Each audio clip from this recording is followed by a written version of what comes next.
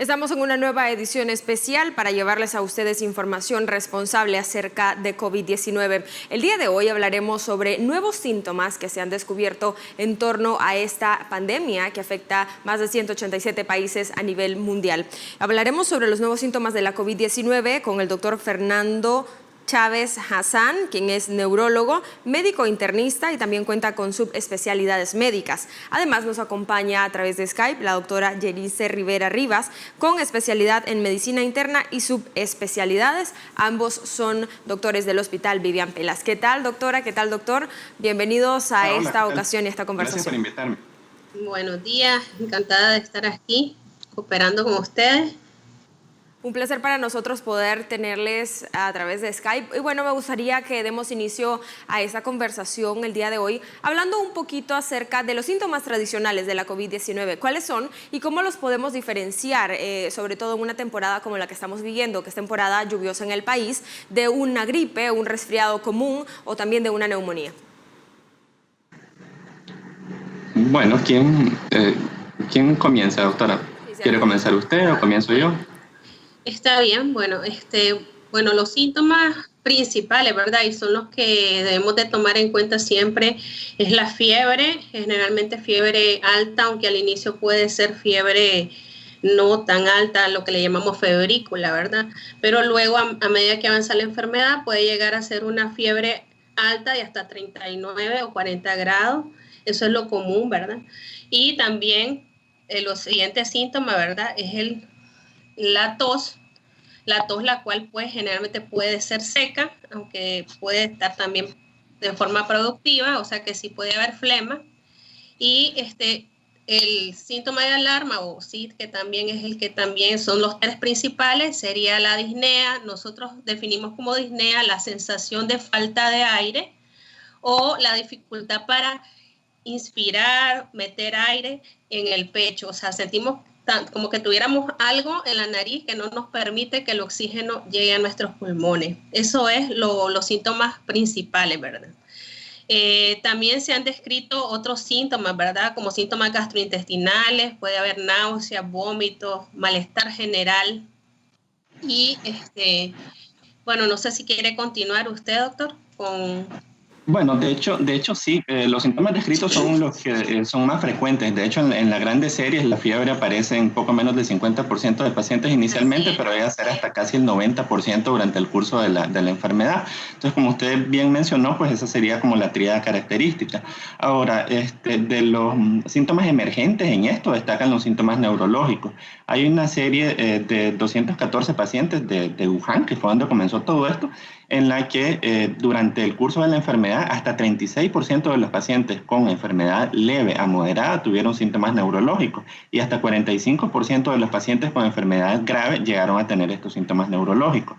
Ahora, esto lo divide en sistema nervioso central, sistema nervioso periférico y otros síntomas, musculoesquelético básicamente. Lo más común es del sistema nervioso central, pero son cosas inespecíficas, es sobre todo cefalea, del sistema de musculoesquelético son mialgias y inicialmente se encontró poco menos del 6% en la hiposmia, que es la disminución de la capacidad para la olfacción, y la hipogeusia, que es la disminución de la capacidad para percibir los sabores, pues para el gusto, se encontró en apenas 5%, pero esto no fue buscado intencionadamente.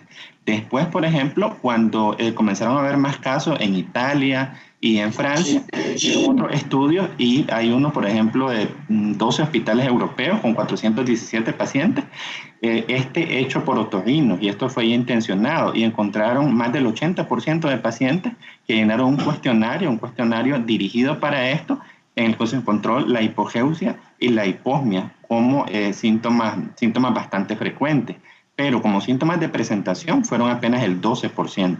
Hay una serie también de Corea del Sur que encontró como síntoma de presentación la hiposmia y la hipogeusia hasta en un 30%. Esto llevó, por ejemplo, a la Sociedad Española de Neurología a recomendar que pacientes con hiposmia o hipogeusia de inicio súbito y sin otra causa identificada en el contexto de una pandemia por coronavirus, por SARS-CoV-2, a la cuarentena durante al menos 2 semanas.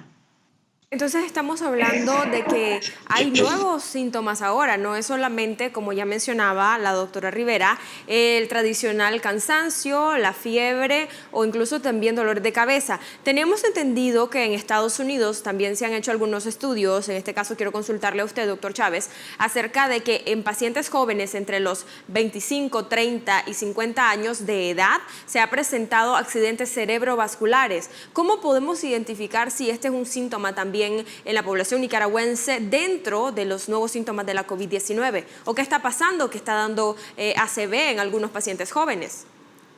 De hecho, citando el mismo estudio de Wuhan de 214 pacientes, en sistema nervioso central, los eventos vasculares cerebrales, que son más isquémicos que hemorrágicos, se encontraron un 5%. Los factores de riesgo siguen siendo los mismos: edad avanzada, mayor de 70 años y factores de riesgo vascular. Ahora, en el contexto del COVID-19, en un paciente, por ejemplo, joven, sin factores de riesgo vascular y que tenga un EBC de tipo isquémico, sí se podría sospechar en COVID-19. Ahora, esto se ve más frecuentemente en pacientes graves, pues, más que en pacientes con síntomas leves o con síntomas moderados. Finalmente, esto es un diagnóstico de exclusión, ¿ya? Es por eso que se recomienda en estos pacientes, en casos moderados, por ejemplo, iniciar la anticoagulación con enoxaparina, porque se sabe que el COVID-19 es protrombótico y proinflamatorio. Caso también me gustaría consultarle a la doctora Rivera sobre nuevos síntomas en pacientes más pequeñitos. Me refiero a edades entre adolescentes y niños, que también se ha dado a conocer en Estados Unidos y en unos países de América Latina que hay niños que están padeciendo también de la tradicional rash que conocemos o sarpullido y están dando positivo a COVID-19. ¿Esto es meramente también producto de la coronavirus o del coronavirus? Sí, en la población infantil y en los adolescentes, la verdad es que se está describiendo, ¿verdad?, síntomas que se presentan en ellos. Generalmente pues se espera, ¿verdad?, que en los niños no se presente tan grave, pero sí hay manifestaciones cutáneas que ya lo ha descrito la Sociedad de Dermatología, lo que le llaman dedos del COVID-19, en donde los dedos se pueden poner inflamados, rojos, incluso pueden haber ciertas úlceras pequeñas. Puede aparecer un rash que puede estar en el tórax, puede estar en los miembros superiores e inferiores, y eso es la parte dermatológica, ¿verdad?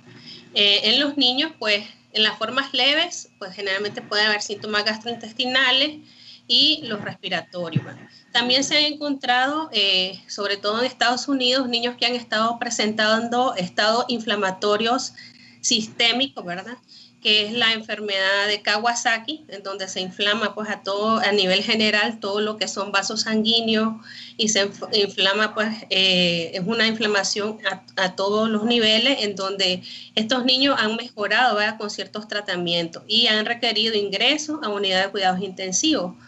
Esto es, como dije, en un porcentaje de la población, no es que todos los niños que se van a enfermar van a presentar estos síntomas, ¿verdad? Esos son lo que se puede presentar en esta población.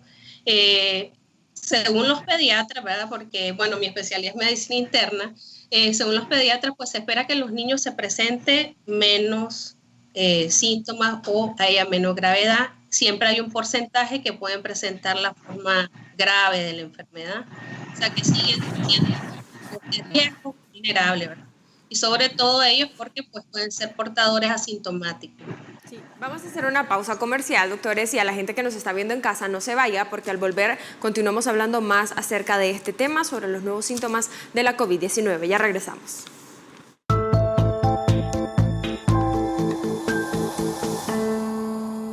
Estamos de regreso en esta edición especial y en esta ocasión estamos hablando un tema muy importante para usted que nos ve en casa. Es acerca de los nuevos síntomas de la COVID-19. Tal vez usted habrá leído o escuchado en los diferentes medios de comunicación, tanto nacional como internacional, acerca de los síntomas tradicionales. Pero ahora la COVID-19 está demostrando que hay nuevos síntomas que incluso podrían traducirse en accidentes cerebrovasculares. Y estamos conversando sobre este tema con el doctor Fernando Chávez Hassan, quien es neurólogo, médico internista y también cuenta con subespecialidades médicas. Además, nos acompaña a través de Skype la doctora Genice Rivera Rivas, con especialidad en medicina interna y subespecialidades, ambos del Hospital Vivian Pelas. Nuevamente, gracias a ambos doctores por estarnos acompañando en esta ocasión. Y bueno, me gustaría en este caso retomar con el doctor Chávez el tema de los accidentes cerebrovasculares. Doctor Chávez, en los estudios que se han realizado, se ha visto que el accidente cerebrovascular da antes o paralelo a los síntomas tradicionales de la COVID-19, o esto puede ocurrir en una etapa, digamos, terminal o en una etapa más grave de la COVID-19 en el cuerpo del ser humano. Okay. Generalmente se encuentran en pacientes que tienen síntomas graves, ¿vale? Y esto de la gravedad ha sido definida por la OMS, sobre todo basado en los síntomas respiratorios. Paciente grave es aquel que tiene una neumonía grave, por ejemplo, que tiene un shock séptico, que tiene una falla multiorgánica. Entonces, en este grupo de pacientes es que se ha visto eventos vasculares cerebrales más frecuentemente que en el resto de la población. No son síntomas de inicio. Y si usted tiene un paciente con un evento vascular cerebral, primero tiene que descartar las cosas más frecuentes, pues tiene que descartar, pues ubicarlo dentro de estos grupos, ¿no? Si es por enfermedad de grandes arterias, si es por enfermedad de pequeño vaso, si es cardioembólico, tiene que ser el abordaje tradicional de un evento vascular cerebral. Recordemos que estos eventos vasculares cerebrales en pacientes con coronavirus son más frecuentes en aquellos pacientes que están predispuestos a esto, por edad avanzada, por factores de riesgo vascular como hipertensión, diabetes. Entonces, no son atribuibles exclusivamente a la enfermedad por coronavirus. Salvo que se haya hecho todo el protocolo diagnóstico y se hayan excluido otras causas. Doctor, sí, doctor Chávez, en el caso también de que un paciente presente los síntomas tradicionales, ¿no? La falta de respirar o el cansancio, calentura y los síntomas que ya hemos conocido, y presenta un accidente cerebrovascular, ¿cómo podríamos de alguna manera en el hogar identificar que está teniendo un accidente cerebrovascular? Porque hay muchas familias o pacientes que se están quedando en su casa con estos síntomas. Ok, son los síntomas clásicos en todas las campañas de prevención para eventos cerebrovasculares. En español es camaleón, cara, mano, lenguaje, teléfono. Cara es desviación de la comisura labial, mano es que esté el miembro superior caído en relación al otro por disminución de la fuerza. Lenguaje son las alteraciones del lenguaje, el arrastrar la lengua, por ejemplo, y eso debe hacer finalmente al paciente a llamar por teléfono. Esto describe el evento vascular cerebral más frecuente, que es de circulación anterior de cerebral medio, básicamente. Entonces, esto es lo que deben estar alerta los pacientes en caso de que se sospeche un evento vascular cerebral. Doctora Rivera, también sobre este nuevo síntoma de problemas gastrointestinales, ¿cómo lo podemos descartar o cómo lo podemos diferenciar de un problema gastrointestinal común? Sí, bueno, mire, como es un proceso viral, bueno, la mayoría de los procesos virales sí se acompañan de un cuadro gastrointestinal, pero aquí pues tenemos que asociarlo al contexto, ¿verdad? Que el paciente haya estado en contacto con alguien con la enfermedad o que haya tenido viajes, aunque ya cuando hay transmisión comunitaria pues ya no se toma tan en cuenta, pero sí tiene que estar en ese contexto. Pues generalmente el paciente también tiene que tener los síntomas principales, fiebre, tos, puede haber disnea o no, y se asocian los síntomas gastrointestinales en los cuales son vómitos, puede haber diarrea, la cual no es muy frecuente. Esto contribuye pues a un estado de deshidratación en el cual pues se recomienda el uso pues de sales de rehidratación oral, ¿verdad? En caso de los casos leves, graves, diferentes. Hay un grupo también de riesgo que son los adultos mayores, en donde se ha descrito, ¿verdad?, que la presentación de esta enfermedad viene a ser no atípica, sino con síntomas diferentes. Estamos ya adultos, tal vez los síntomas que van a presentar son un deterioro de sus funciones a las previas. El paciente puede estar con un nivel basal, por ejemplo, si tiene Alzheimer o cualquier otra, puede deteriorar. El paciente tiene anorexia, o sea, o hiporexia, que es pérdida del apetito, deja de comer, y en ellos se presenta, de hecho la mayoría no presenta fiebre, sino que presenta febrícula o puede estar ausente. La tos sí se puede presentar, pero no es el síntoma principal. Entonces, para que tengamos en cuenta este grupo vulnerable, que son los adultos mayores, en donde no va a ser el cuadro florido, ¿verdad? De tos, disnea, fiebre alta. Ellos pueden tener unos síntomas que son diferentes, pues son más sugestivos. El paciente está en casa y empieza a dejar de comer o tiene fiebre baja o el paciente antes se comunicaba o que ya no se comunica igual. Hay que estar pendiente, ¿verdad? En este contexto actual. Una nueva pausa comercial y para la gente que nos está viendo en casa, no se vayan porque también vamos a hablar al regresar acerca de qué podemos hacer si somos un paciente con los síntomas de COVID-19 o si tenemos en casa un paciente con COVID-19. Ya volvemos.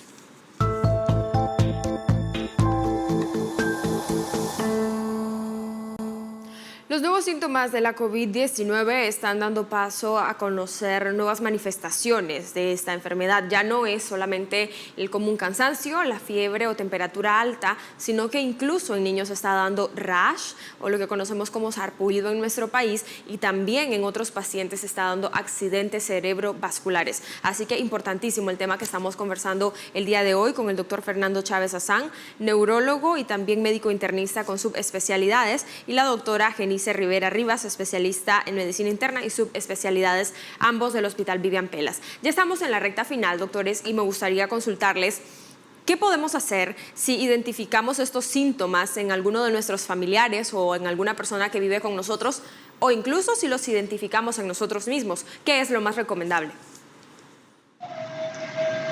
Tal vez retomando el tema que mencionó la doctora, sí, en pacientes ancianos, por ejemplo, en pacientes con deterioro cognitivo previo, la presentación inicial de agitación, delirium, deterioro del estado de alerta, es una presentación de COVID-19. No es de las presentaciones más frecuentes, de hecho es la segunda en frecuencia, la primera es cefalea, pero sí se debe estar atento porque puede ser de los primeros síntomas. Igual que presentaciones infrecuentes como encefalitis. Hay algunos casos, reportes de casos de encefalitis, hay reportes de casos en que se presentan como un síndrome de Guillain-Barré. Claro, esto no excluye, por ejemplo, todas las demás causas. O sea, no hay tal vez no hay un signo o un síntoma que sea patognomónico. Patognomónico es que es exclusivo a una enfermedad. Por ejemplo, esto de la disminución en la olfacción, disminución en la percepción de los sabores, esto lo dan muchos otros coronavirus que producen enfermedades respiratorias leves. Esto lo da la influenza, por ejemplo, y lo dan otros virus respiratorios estacionales. No es exclusivo, pero en una pandemia por coronavirus sí son de los datos a tomar en cuenta. Y esto definitivamente sí. Ahora, ¿qué es lo que pasa si presenta alguno de estos síntomas? Inicialmente, pues debería acudir a su médico y debería tener una prueba para descartar un coronavirus. ¿Qué es lo que permitiría esta prueba? Sobre todo en las presentaciones atípicas, la detección temprana, el inicio temprano del tratamiento y cortar la cadena de transmisión. Sí. Porque muchos pacientes de forma atípica no son diagnosticados y continúan siendo contagiosos o a las personas que están a su alrededor.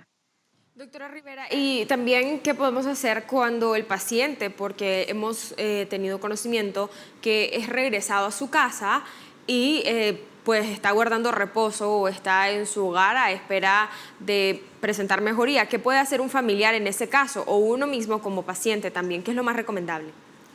Bueno, la OMS, ¿verdad?, ha definido la medida de aislamiento domiciliar, ¿verdad?, en donde si un miembro de la familia pues se diagnostica con COVID-19, pues se establecen ciertas normas o protocolos, ¿verdad?, en la casa. Pues se recomienda que esté en una habitación solamente la persona enferma, que tenga acceso ahí a su servicio sanitario, que use sus cubiertos aparte, ¿verdad?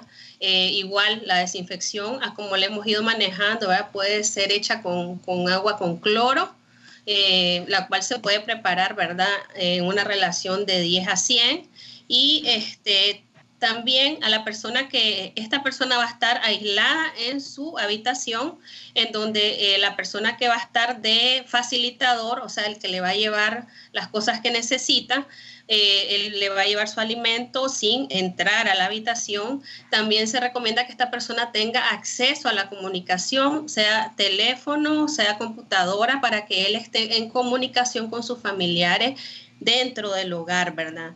Estamos hablando, ¿verdad?, en un medio en que pueda tener todo acceso a todos estos medios. También siempre lo que se recomienda dentro de las medidas preventivas, ¿verdad?, el lavado de manos minucioso entre 40 y 60 minutos.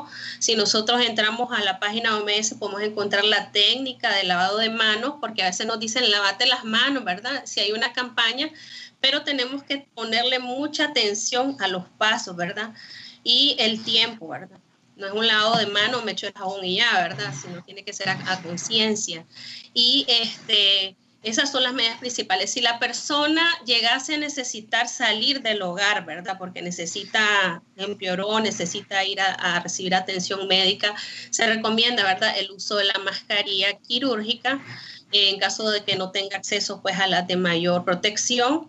Y pues principalmente es eso, ¿verdad? Y como tenemos un círculo familiar, si el paciente llega, como muestra la imagen, a deteriorarse, pues él tiene que ponerse en contacto con su proveedor de salud. Ya sabemos que hay diferentes proveedores de salud, diferentes niveles de atención. Lo importante es que tengamos claro a dónde vamos a llamar, a dónde vamos a ir, llámese centro de salud, llámese hospital, ¿verdad? Y que sepa el paciente cuáles son los síntomas de gravedad, ¿verdad? Si él siente que está empeorando, está más cansado, la fiebre pues no cede o no se está alimentando, entonces tiene que ponerse en contacto con su proveedor de salud.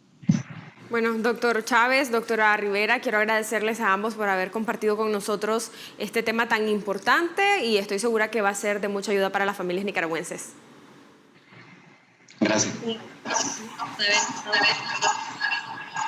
No, gracias a ustedes, un placer para nosotros. De esta manera yo me despido, pero recuerde que se puede unir a la campaña Voz TV, el canal del orgullo nicaragüense, a través del hashtag Está en tus manos, y puede ir a todas nuestras redes sociales a comentar y por supuesto a estar informado de manera responsable como solo Voz TV lo sabe hacer. Será hasta la próxima edición especial.